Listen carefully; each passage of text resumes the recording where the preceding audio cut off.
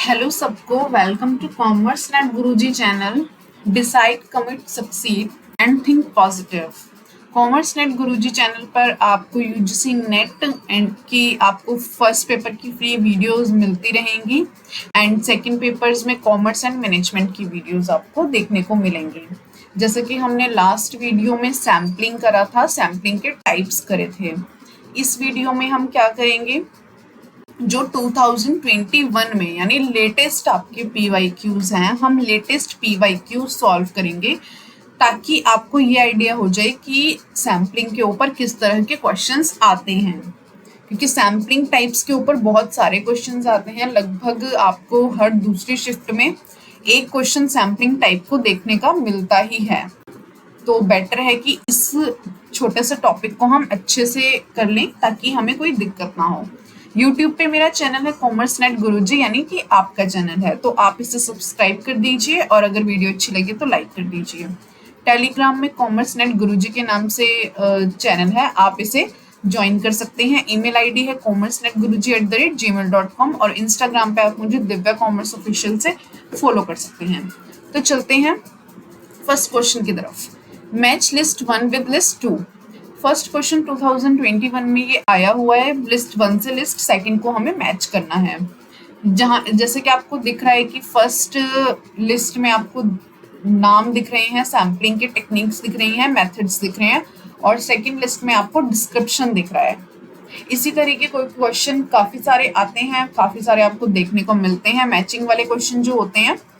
तो इसमें आपको अगर ऐसे क्वेश्चन आते हैं तो इनको टैकल करने का सबसे अच्छा तरीका होता है कि सपोज आपको जो भी एक्सप्लेनेशन सबसे अच्छे से समझ आ रही है, आप उसे उसके टाइप से मिला दीजिए और फिर हम ऑप्शंस के थ्रू इसको मिलाते हैं।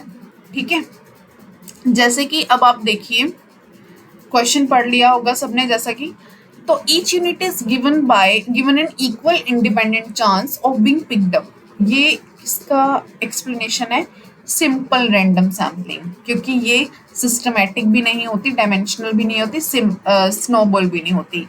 ये सिर्फ और सिर्फ सिंपल रैंडम सैम्पलिंग के एक्सप्लेनेशन है।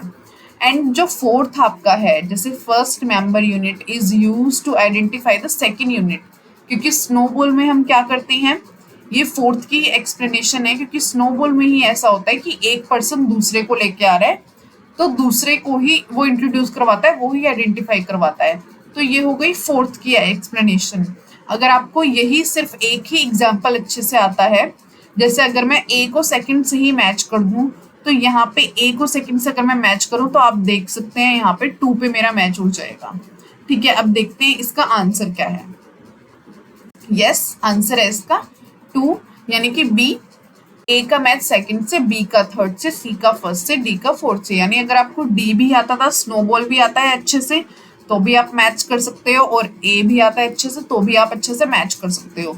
अगर आपको बी भी आता है, जैसे सिस्टमैटिक सैम्पलिंग में है, इन्होंने यहाँ पे एक्सप्लेनेशन दे रखी है, अगर आपको ये आता है तो इससे भी आप मैच कर सकते थे। या फिर dimensional sampling, the units are identified in terms of various specific features, क्योंकि डायमेंशनल सैम्पलिंग में क्या होता है, कोटा सैम्पलिंग के आगे का एक्सटेंशन कर देते हैं एक तरीके से। जैसे कोटा में हम कुछ कंडीशंस रख देते हैं कि ऐसे ऐसे होगा, तो डायमेंशनल में हम उन्हीं कुछ स्पेशल कंडीशंस रख देते हैं, जैसे जेंडर को लेके, एज को लेके, रीजन को लेके, तो वो हो जाती है हमारी डायमेंशनल सैम्पलिंग। तो अगर ये भी अच्छे से आता था तो ये भी हो जाता है। यानी कि अगर हम एक दो आप देख रहे हैं कि अगर हम 1-2 मैच भी करें तो भी हमारा पूरा क्वेश्चन बहुत इजीली बन रहा है। तो आपको क्वेश्चन को किस तरीके से करना है मैं आपको ये भी साथ साथ बता रही हूँ।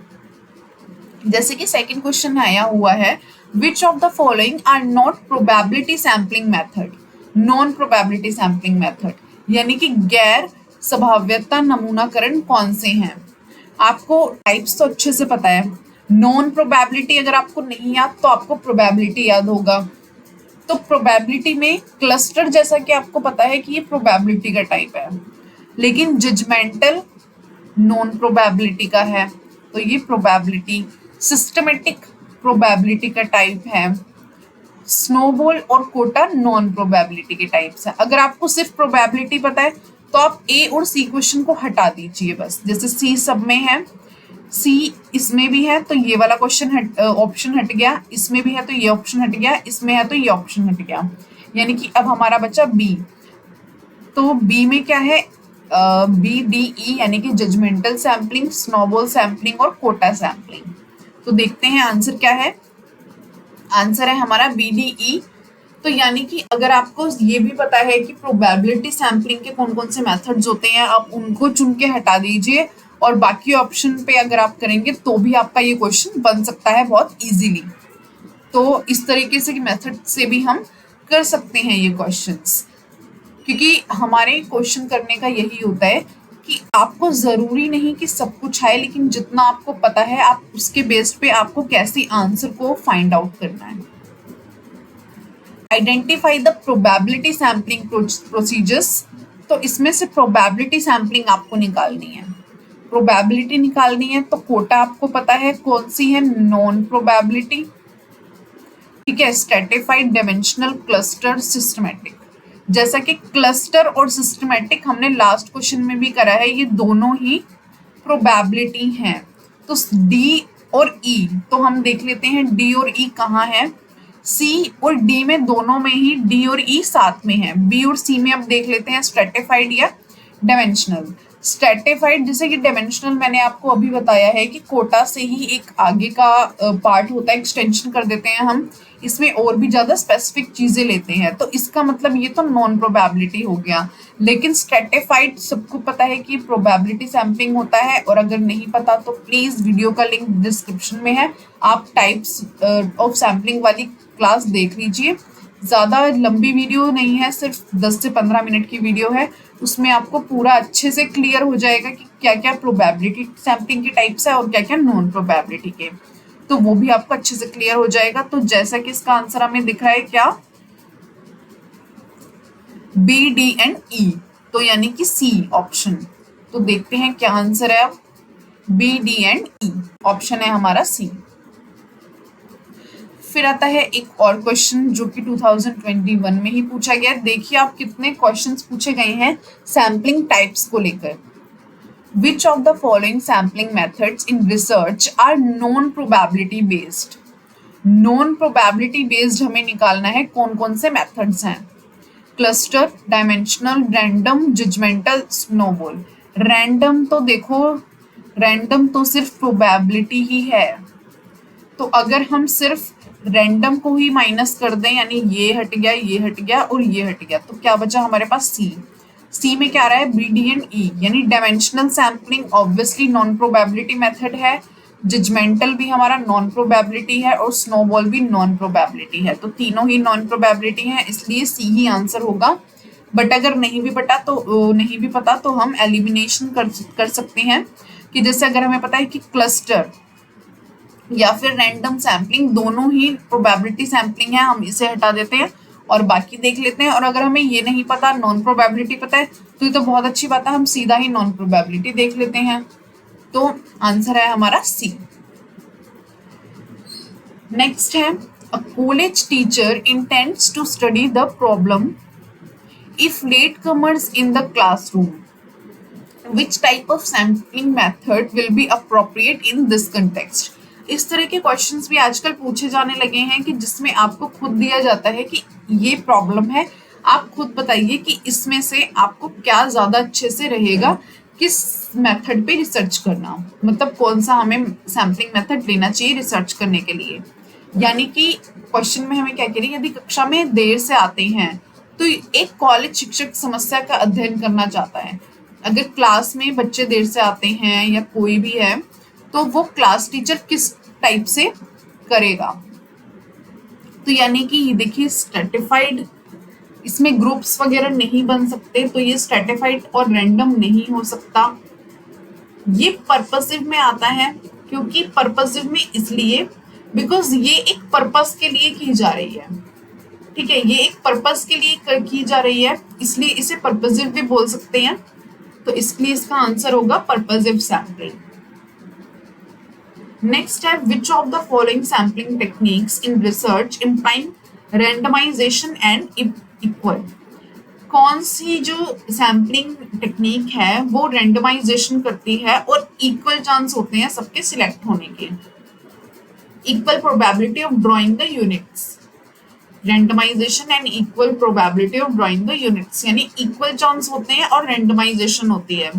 ये तो बिल्कुल ही इजी क्वेश्चन है वैसे, क्योंकि इसमें जो टाइप्स आएंगे आपके सिर्फ प्रोबेबिलिटी के टाइप्स आएंगे, प्रोबेबिलिटी सैम्पलिंग। पहले हम देख लेते हैं quota, snowball, stratified, dimensional, cluster.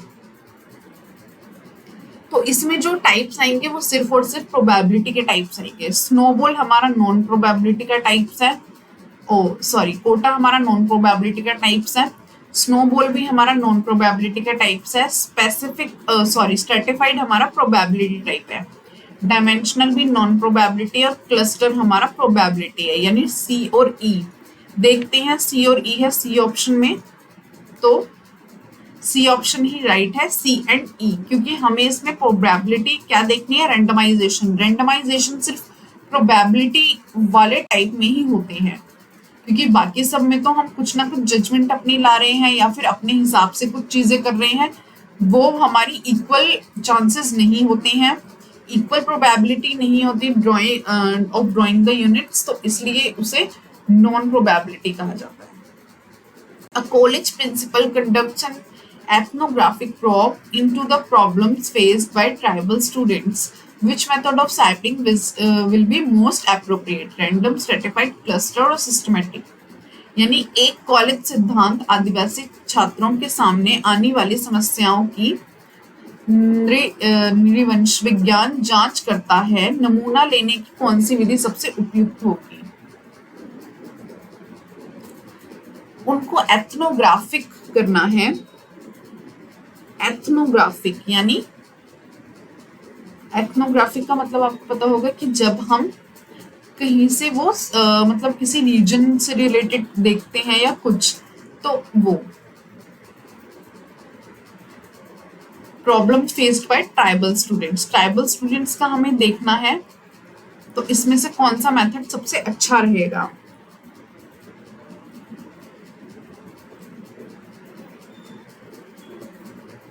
तो यानी कि स्ट्रेटिफाइड, क्योंकि इसमें क्या होगा, देखिए रैंडम इसलिए नहीं हो सकता कि हम कोई भी स्टूडेंट को नहीं उठा सकते इसमें से।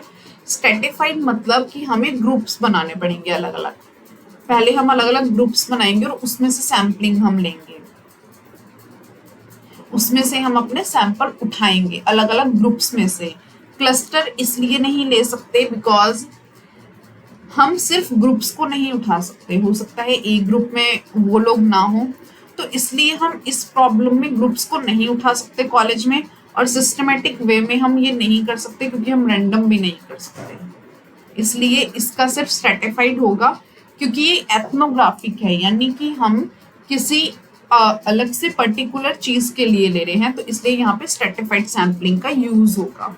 अगर स्ट्रेटिफाइड सैम्पलिंग अच्छे से नहीं पता है तो लास्ट वीडियो प्लीज देख लीजिए।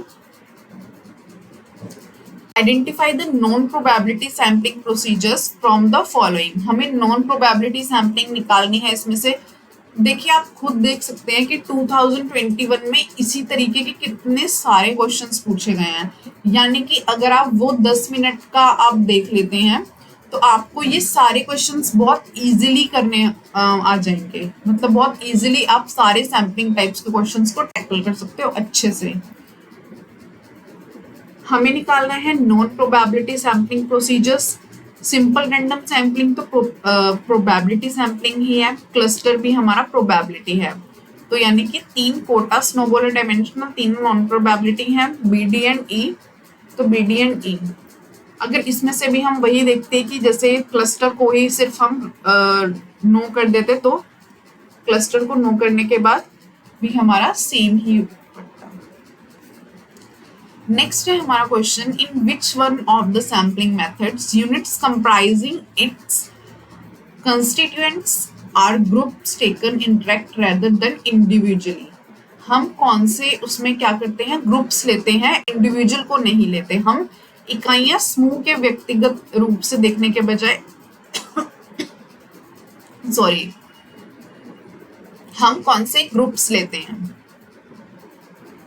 इंडिविजुअल को छोड़ के। तो जैसे कि सिंपल रैंडम और डायमेंशनल, तो यहाँ पे नॉन प्रोबेबिलिटी का हो जाएगा, तो ये वाला तो बिल्कुल नहीं आएगा। सिस्टमेटिक में हम इंडिविजुअल लेते हैं और सिंपल रैंडम वे में हम इंडिविजुअल लेते हैं, तो यहाँ पे आ जाता है हमारा क्लस्टर, क्योंकि क्लस्टर में क्या होता है, हम ग्रुप्स लेते हैं। तो आंसर क्या होगा हमारा, क्लस्टर सैंपलिंग। एक ये क्वेश्चन भी है, इन quantitative research paradigm which of the following sampling methods are given preference? Quantitative में कौन से सैम्पलिंग मेथड्स को हम प्रेफरेंस देते हैं? Simple random, stratified, quota, snowball और सिस्टमैटिक।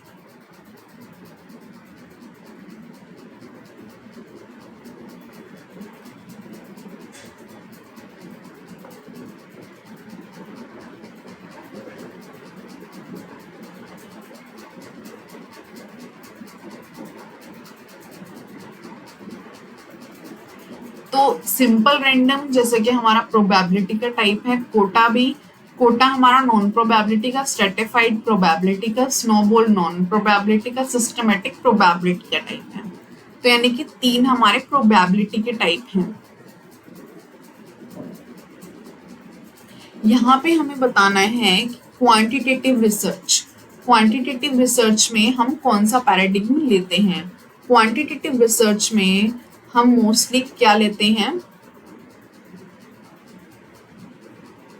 जिसमें हम ज्यादा से ज्यादा सैंपल ले सकें। और ज्यादा से ज्यादा सैंपल हम कैसे लेते हैं,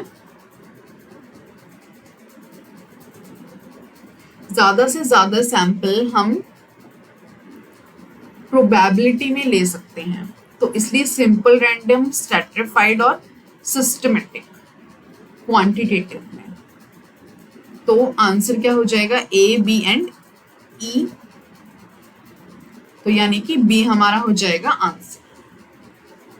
थैंक यू सो मच। अगर वीडियो अच्छी लगी है, क्वेश्चंस आपको यूजफुल लगे हैं, तो प्लीज वीडियो को लाइक कर दीजिए, कॉमर्स नेट गुरुजी चैनल को सब्सक्राइब कर दीजिए। आपको ऐसे ही अच्छी वीडियोस मिलती रहेंगी और आपकी मतलब ये वीडियोस आपको बहुत ही ज़्यादा यूजफुल होने वाली हैं। सो प्लीज़ चैनल को सब्सक्राइब कर दीजिए और वीडियो को लाइक कर दीजिए और कमेंट सेक्शन में बताइए कि आपको वीडियो कैसी लगी है। Thank you so much.